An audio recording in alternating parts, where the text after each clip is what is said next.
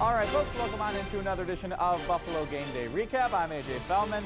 Joining me alongside in Baltimore is Sports Director Thad Brown. The Bills, well, it sure didn't look like their day to start off. They get into a 20-3 hole to start off the game in some wet and windy and wild conditions down in Baltimore. However, they score the final 20 points of the game. Tyler Bass, a walk-off field goal. They get the win. Thad, you were there on the sidelines. How did you see this game develop? How did they kind of turn this thing around for the win?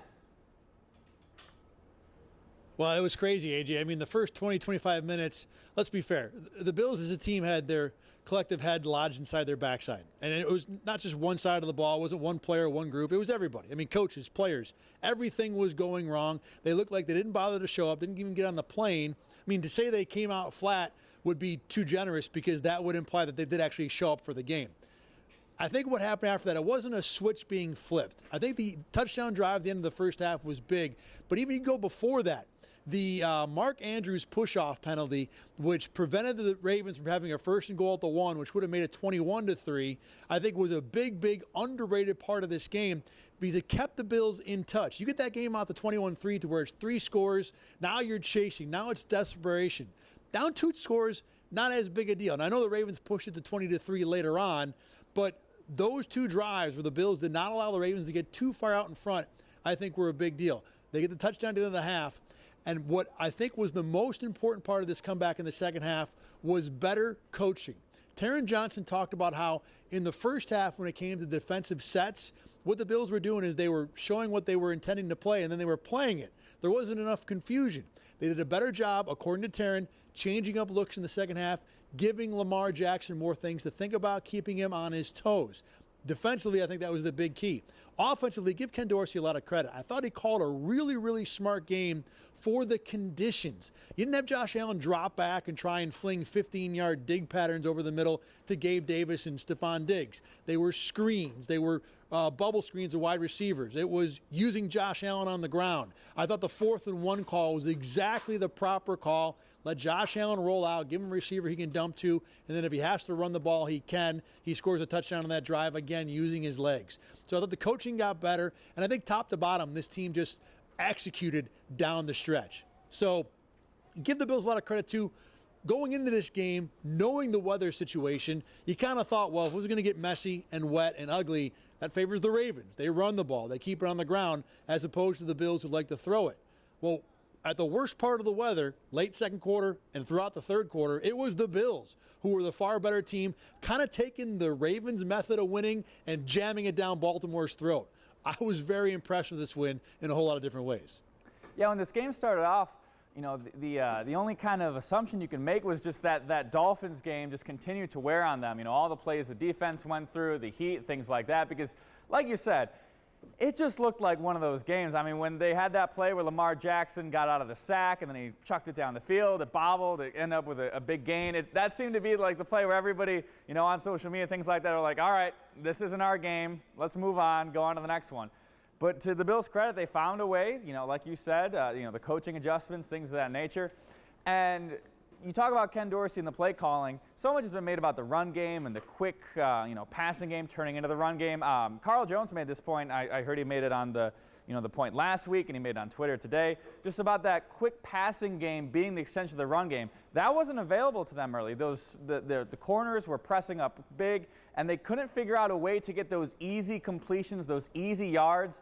The offensive line wasn't getting any sort of a push to any of the running backs. Eventually, they figured out how to do that. They got into the screen game. I mean, you just look at that play down the stretch in the 2-minute warning where they got Devin Singletary on that little, you know, the screen, the wide receiver screen out of the you know, with Singletary out wide.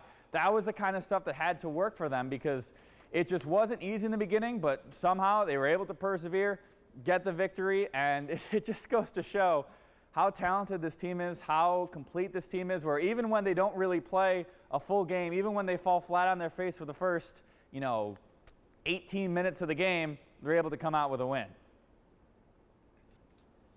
Yeah, it's bananas to think that this team didn't no-show the first third of this game against the Ravens team that still, I think, very likely might be a division winner, and the Bills still found a way to win. You know, this is the kind of win that you walk away and you're like, wow, this team is superb. And this isn't anything that we didn't know about the Bills going in, because I was thinking all the same things you were. You know, when the Ravens get that stupid deflected first down out of, second and behind the sticks, that felt like, as you said, the kind of game where it just wasn't going to be the Bills' day.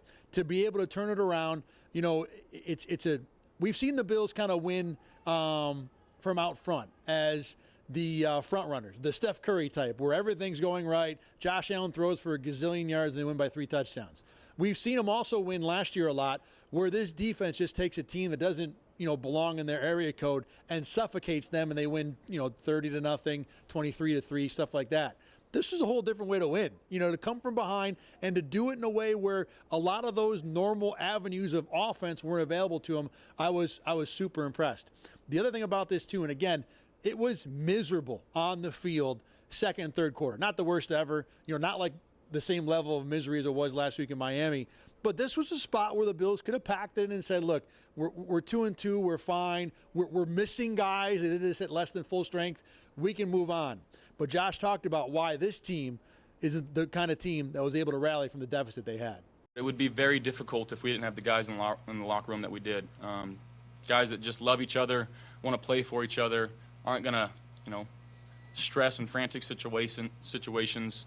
Guys that got each other's back. In this locker room, it's got a lot of love in it. And when you have that love and you have that respect for one another, I don't really think you ever feel that way. There was no panic. It wasn't manic, but it was definitely understanding that when we had our opportunities, we had to execute. Nobody was pointing fingers. Nobody was saying, hey, this, that, or the other. We just came out one play at a time, brick by brick, didn't blink, and we made the plays when we had to. We could have gave up. It was 22-3 before the halftime. And then, we put all the other stuff behind us. We told ourselves that we did this. We're out here beating ourselves. Interception, fumble, 3 and out. We did that to ourselves. So when we put it all to the side, we put it on us, we capitalized. In that situation, this type of game, we came out on the other side, multiple times. So to come out on the winning side, it shows that we're moving in the right direction and we're growing. So Dane Jackson got his first chance to be back on the field after that scary injury on Monday night in Buffalo a couple weeks ago. He talked that all week long he was trying not to think about going out and making a tackle again, because that was the play that got him sent to the hospital against the Titans. He's like, don't think about it. But end of the day, when he was asked what his emotions were, he said they were, quote, everywhere, super excited. And I think that pretty much sums it up for the rest of the Bills as well. This was a kind of win that everybody goes home feeling really, really excited and immensely satisfied. Yeah, another big point of this game I want to hit on was the linebackers. We've talked so much about the improved front four, getting pressure, Greg Rousseau, Von Miller, the injuries in the secondary, everybody playing out of sorts, things like that. We haven't really talked a whole lot about Matt Milano or Tremaine Edmonds this year. And in a game, especially against the Ravens, against Lamar Jackson, contain a running team, the weather, they both stepped up big times. They were both making big plays, open field tackles, clogging up the holes, just doing the right things. And to have that, and I believe this was talked about, I can't exactly remember who it was. I think it would have been Sean McDermott who talked about it. The fact that Jordan Poyer and Micah Hyde haven't been that reliable veteran presence for them so far this game, or so far this season, they've kind of had to assume more of that role as, the calming force, the leaders on the defense. And I think they just had another really strong game today, a really reliable part of this defense so far, through the opening bit of this season. Yeah, Milano blew me away in this game. 13 tackles. It felt like 1,300. He was everywhere. Obviously, the big stop on second and goal that prevented the Ravens from getting the go-ahead points in the fourth quarter. Edmonds was good too, but Milano was the one that really stood out for me. And you got to see his speed and his quickness and his quick strike ability when it comes to being a linebacker. But I think you make a great point. The Bills have relied on the Hyde-Poyer combo as the calming influence. And I think having Poyer back was a big deal. I mean, the 2 picks can't be understated. Mark Andrews did not have a big game. You can guarantee Jordan Poyer had a hand in that. But they need more leadership. They can't just rely, obviously, on that back end. So I think Milano and Edmonds stepping up, is a big, big part of what made this win go. And then on the offensive side of the ball, The receiver game, you know, the injuries are starting to pile up. Not a ton of production today. Obviously, the weather playing a part in it. Gabe Davis just does not look 100%. That ankle still seems to be bothering him. He's dropping the ball a little uncharacteristically.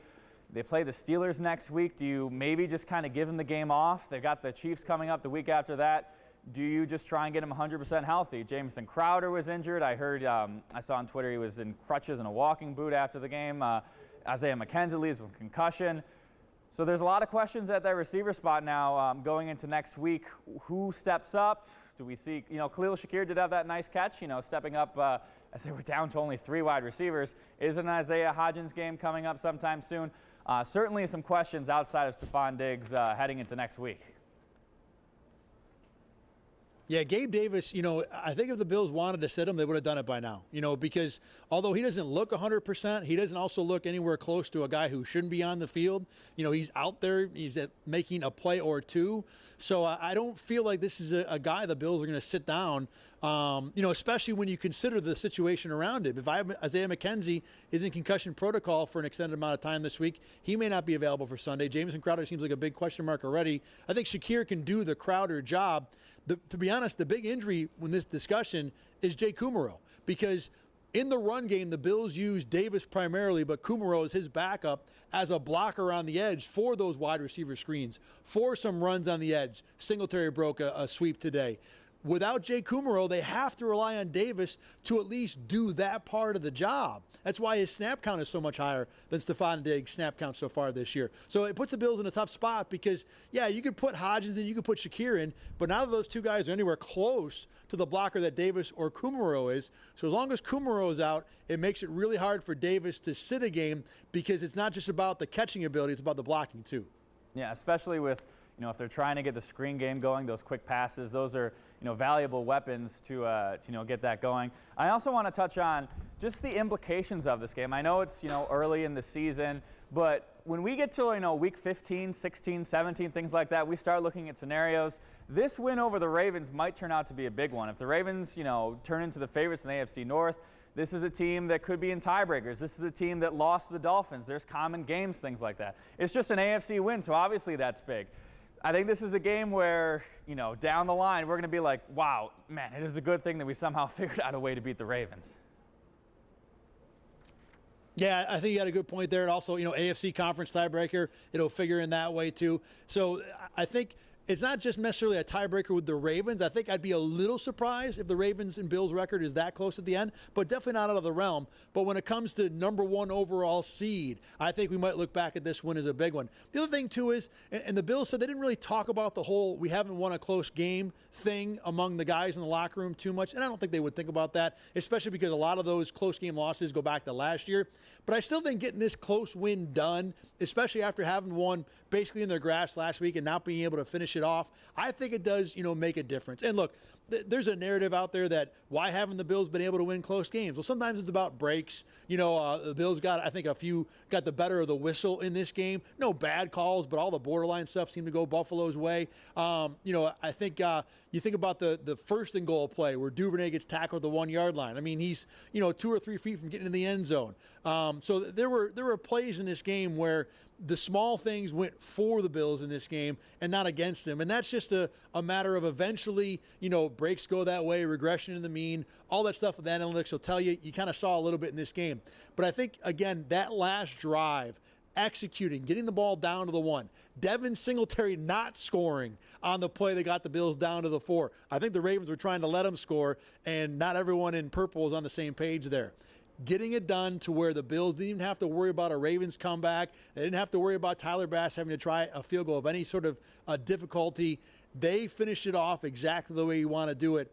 Executing close, getting some breaks, proving they can win close. I think that is a big factor for this one as well. Yeah, and Jordan Poyer said, we've heard the discussions, things like that, and I doubt it's a big deal in the locker room.